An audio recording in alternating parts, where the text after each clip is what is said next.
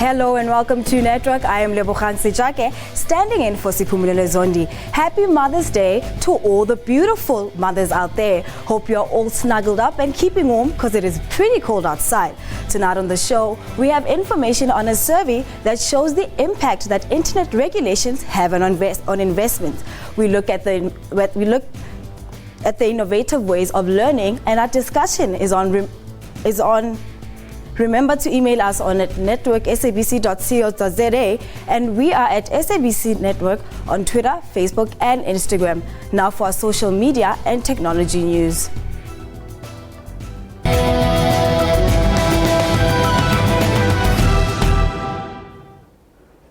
A new survey says tech investors are worried about plowing their money in South Africa and Nigeria. Technology investors would like less regulations in order for them to invest in innovation industries. This was revealed in the impact of internet regulation on investment in report.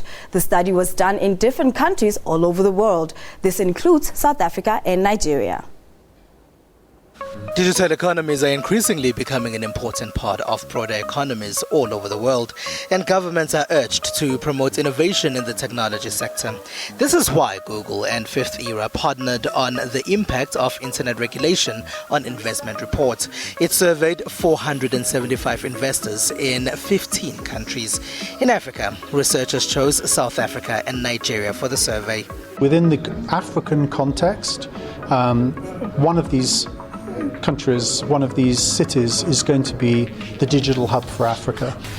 What we see around the world is that there are very few cities that can really create highly innovation-based economies, and those cities then tend to compete with each other on a global scale.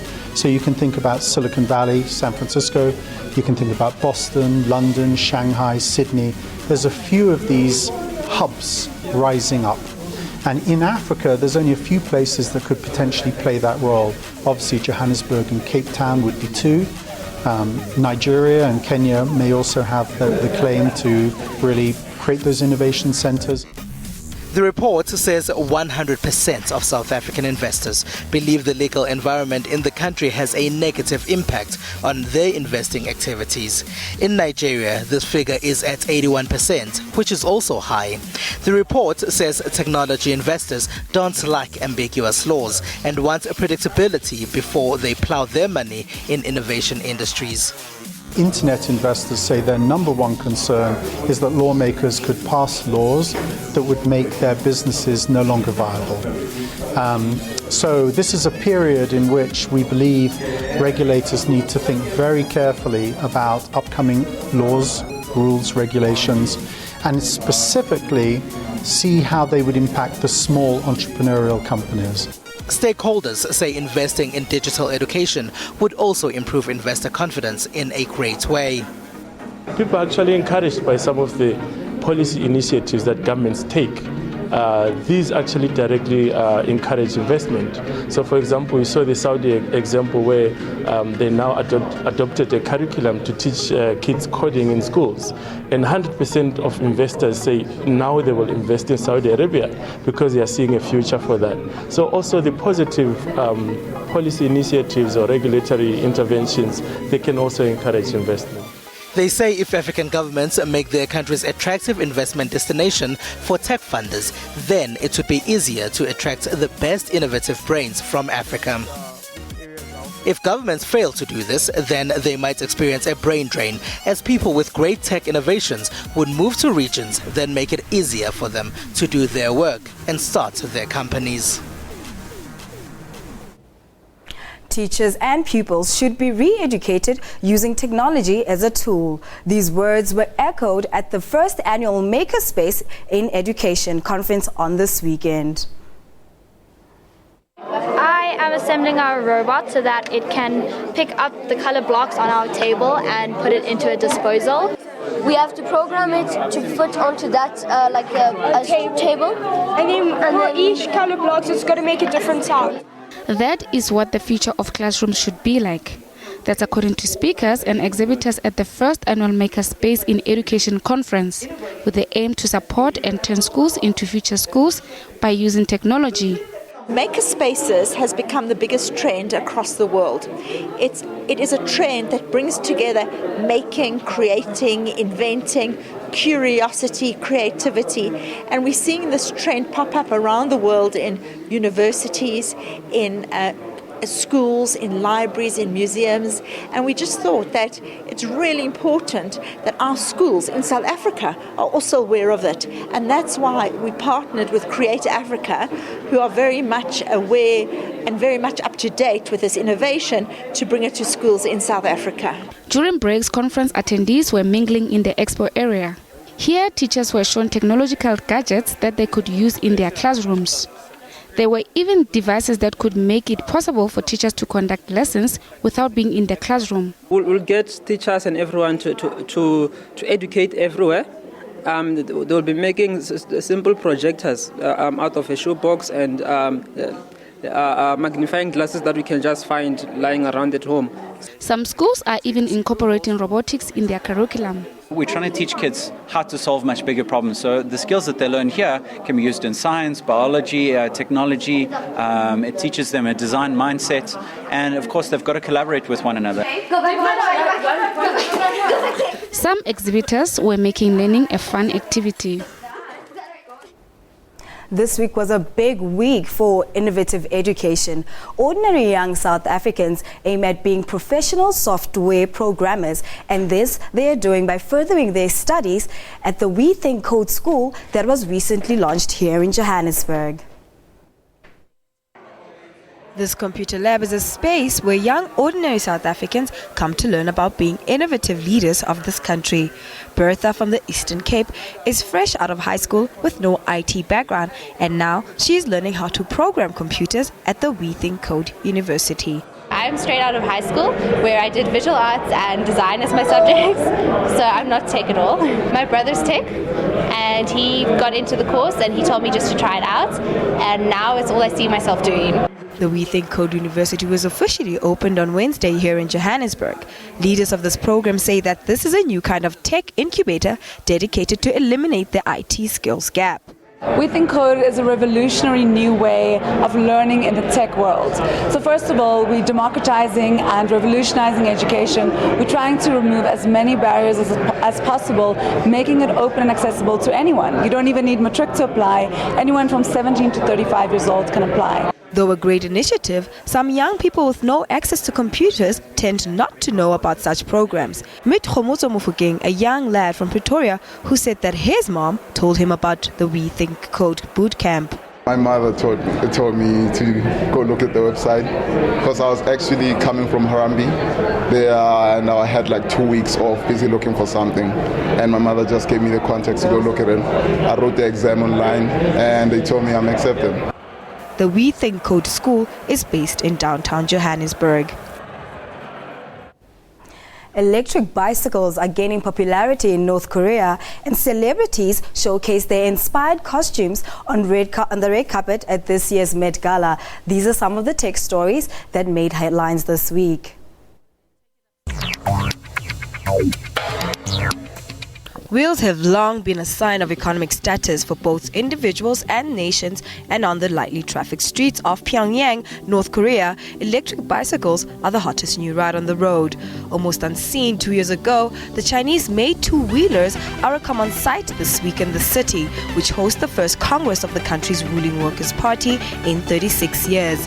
Kim Jong-un, whose family has run the country for nearly 70 years, is expected to consolidate his leadership at the Congress. This is pretty good because it's environmental and riding is a good exercise. It also can carry a light load and it has manual and automatic functions. It is very convenient. While pedal-powered bikes still predominate on Pyongyang's wide avenues, the electric bike trend began in the last year, locals and foreign residents of the North Korean capital said. Talking of bikes, cycling's governing body says converted iPad is best for detecting hidden motors in competition bikes. We use a magnetic resonance test using an iPad, an adapter, and it creates a structured magnetic field. It measures the resistance in that magnetic field, and that gives us an indication of a ferrous item, a motor, or indeed a solid mass. Cycling's governing body UCI has been demonstrating what it sees as the best device for detecting mechanical doping or hidden electric motors in racing bicycles. Last year, UCI testers examined some of the bicycles during the Tour de France. After selected stages, a handful of bicycles were moved and taken apart with tiny cameras being used to search inside the frame. Since then, there has been more testing across all competition with one motor found. Now heading to Google headquarters in Mountain View, California.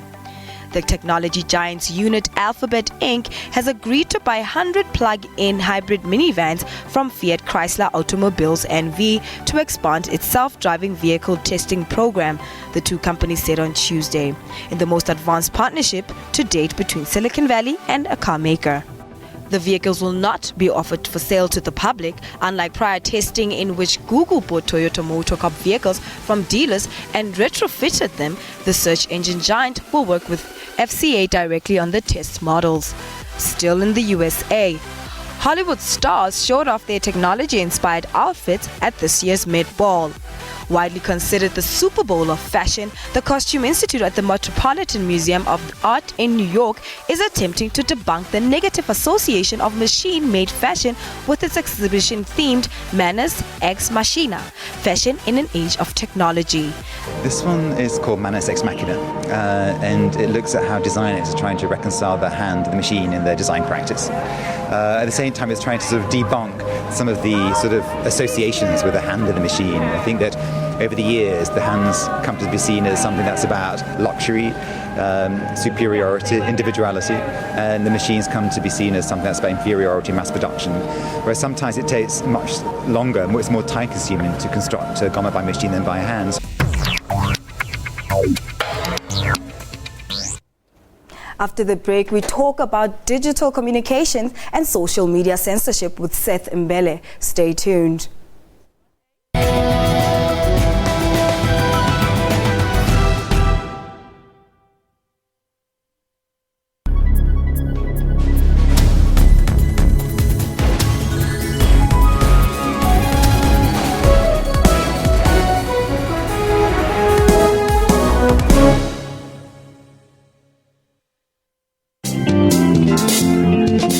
Bupilong, we celebrate those who take strides doing good and changing the world. I really think that education has to be revisited, and it's an integral part of teaching young people skills of the future. There's always light at the end of the tunnel. I think that the treatment should be made available, actually, because it's costly. Growth hormones are very, very costly. Where there is a challenge, we bring hope. I'm alive.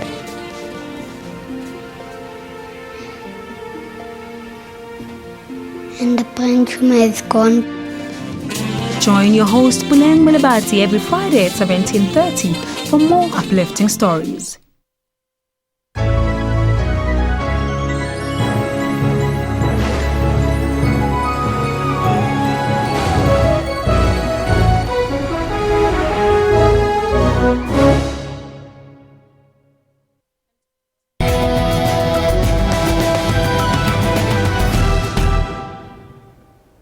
Welcome back. Hot in the heels of the World Press Freedom Day last week, a judge in Brazil ordered a 72-hour WhatsApp shutdown. This ignited an outcry in the country. It's going to be difficult. I was joking with my friends that people are going crazy, going out and killing in the streets because they don't have WhatsApp. It's going to be difficult if they do not change this. When you really need to communicate, there are other methods, Facebook and other things. We can still communicate. I am already feeling it because I keep contact with my school, university, former pupils, and no one knows what to do. Everyone is sending SMS messages telling us to use another app and create the same groups again. Residents in Rio de Janeiro said they were already feeling the effects of the ban. This after Judge Montalvão ordered Brazil's main telecom operators to block WhatsApp on Monday for 72 hours. Following the messaging service failure to produce for the court, messages supposedly traded between members of Brazil's most powerful drug gang. In March, he ordered the imprisonment of Brazil-based Facebook executive for failing to comply with a previously attempted block on WhatsApp. The executive was jailed and freed after a day. This week, Montalvão's order was lifted by a higher court about 24 hours after it went into effect.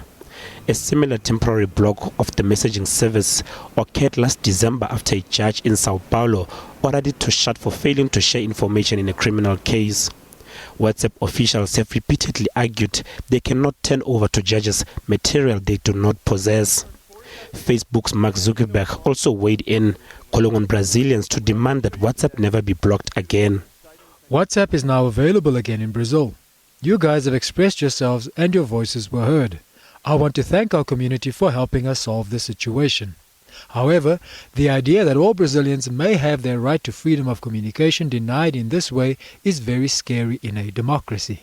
Despite all this, Montalvão's reputation remains positive even after his nearly year-long battle with WhatsApp and Facebook, principally because of his hardline stance against surging crime, often linked to drug gangs in the city.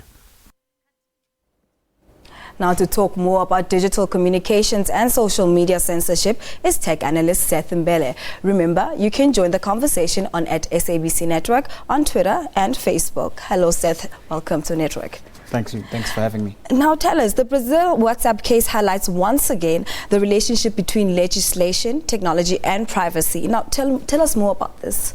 I think since we've been moving into the digital space over the last couple of years, we are starting to find areas where legislation is kind of lagging in terms of practical application. We've got this particular Brazil situation, which, as your insert said, was because a judge is trying to get certain information critical to a criminal case, which they just couldn't get their hands on.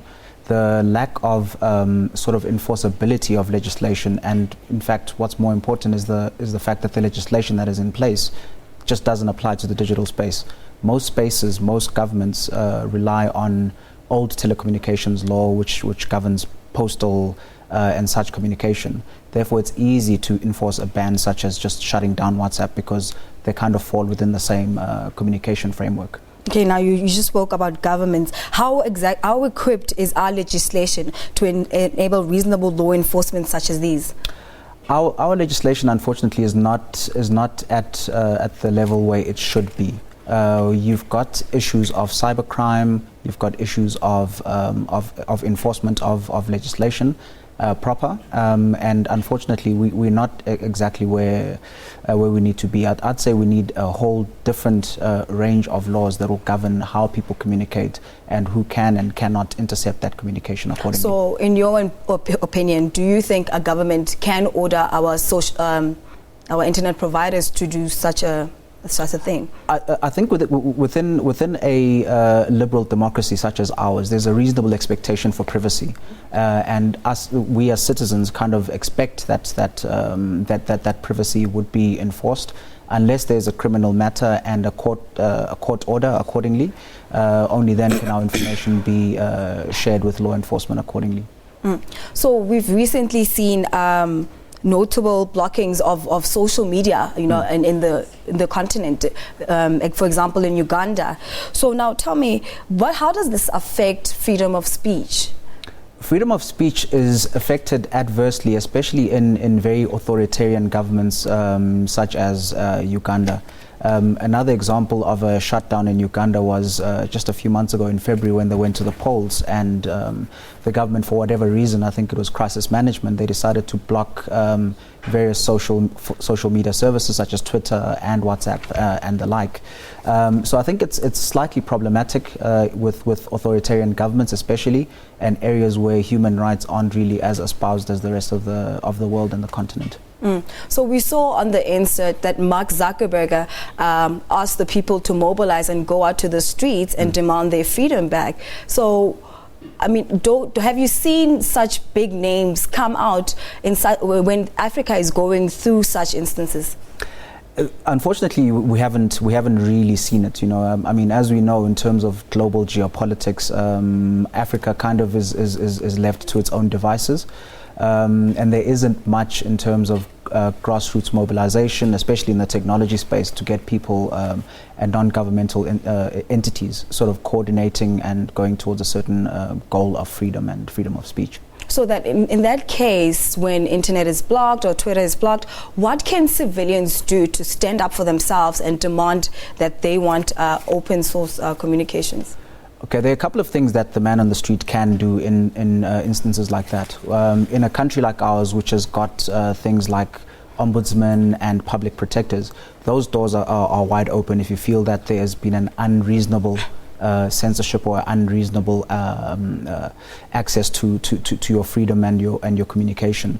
That's number one. Number two, from a technology perspective, there are various bits and pieces of technology that you can use to unblock yourself if you've been geographically restricted from certain services. So virtual private networks and certain other applications would help you to kind of circumvent any country-specific blockage of service.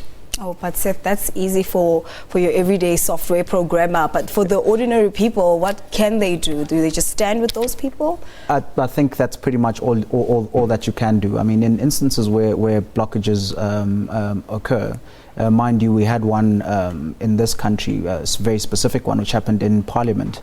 When they blocked digital signals. It's kind of something similar. You know, the guys, when they were in that situation, there's not much that they could do, but afterwards you can definitely make a lot of noise. You can definitely pursue certain legal cases where you feel your rights were encroached upon. Okay, so when it comes to reasonable access to information and privacy, what should users of digital platforms expect? Yeah, there is always that reasonable expectation of privacy. However, privacy and any other right is not absolute. At any time, you should expect that government or law enforcement can get a court order or a subpoena to get your records, whether that be your WhatsApp or your Twitter or whatever the case may be. But there's always that case of legitimacy. Is it a legitimate request? And how that request is granted and executed. Thank you so much, Seth. We have to end it there.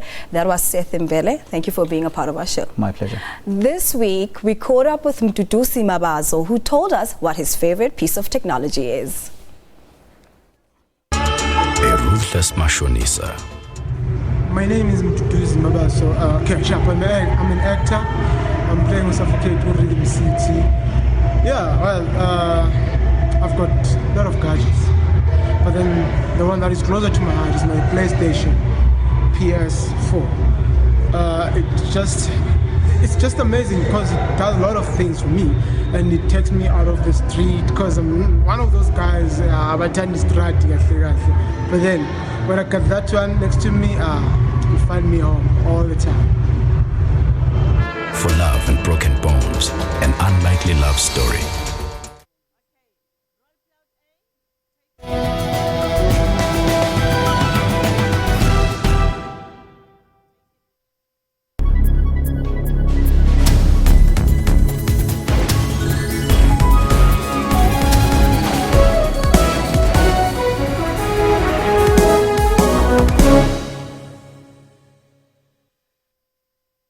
The big news is Newsroom.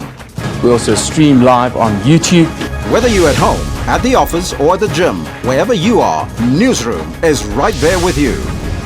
Bringing you all the latest news, updates, sports, weather, and everything in between.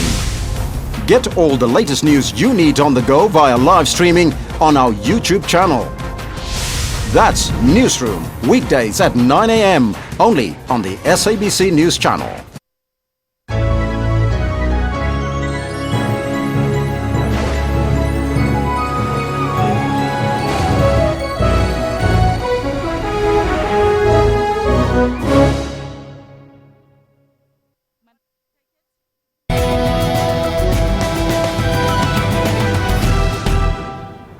Welcome back. Now let's take a look at what people are saying on social media.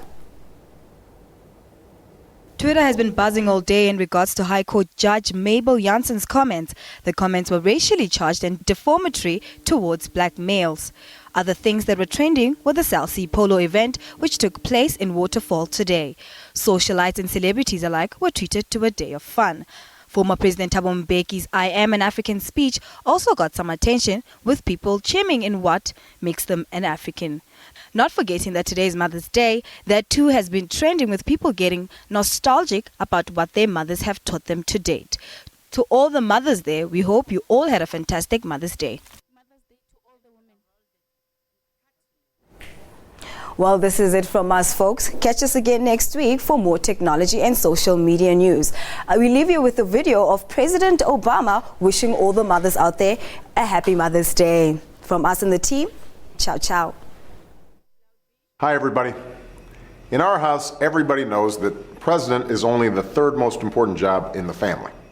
So this weekend, I'm going to take a little extra time to say thank you to Michelle for the remarkable way she does the most important job, being a mom. I hope you'll also take a moment to say thank you to the women in your life who love you in that special way moms do. Or take a moment, like I will, to remember the moms who raised us, whose big hearts sustained us, and whom we miss every day, no matter how old we get. Giving flowers is always a good idea, but I hope that on this Mother's Day, we'll recommit ourselves to doing more than that. Through deeds that match our words, let's give mothers the respect they deserve. Give all women the equality they deserve.